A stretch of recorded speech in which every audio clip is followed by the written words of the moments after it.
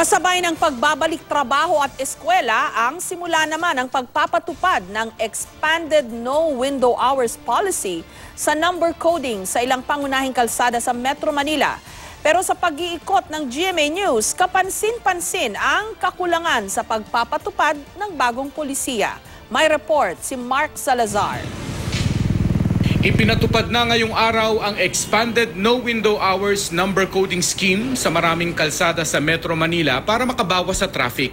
Pero sa ilang kalsada, nasaksihan namin ang kakulangan sa pagpapatupad, kaya marami ang lumalabag. Sa Taft Avenue kanina, sinita ang isang kotseng may plakang nagtatapos sa number 5, pero hindi tinikitan. Sir, ba't nyo pinawalan yung nahuli nyo? Sir, ano po yun yung doktor po daw? Pupunta po daw siya sa PGH, sir.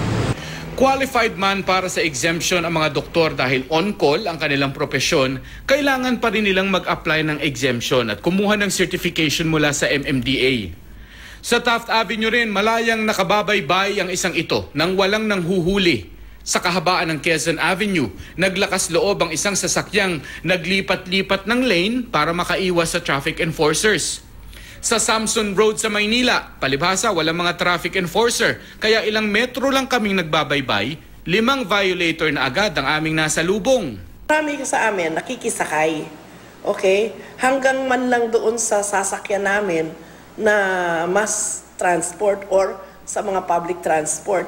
Ngayon hindi na pwede eh. Pero sabi ng MMDA, 10 hanggang 15 minuto ang ibinilis ng trapiko sa EDSA dahil sa bagong pulisiya.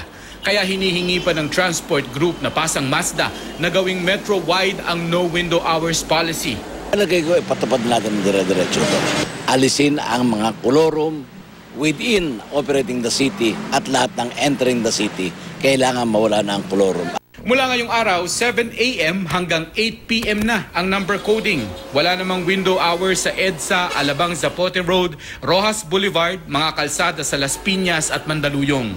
Dinagdag na rin ang iba pang kalye gaya ng Recto, Ortigas, Quirino, Quezon Avenue, Commonwealth, A. Bonifacio, Marcos Highway at MacArthur Highway. Mark Salazar, GMA News.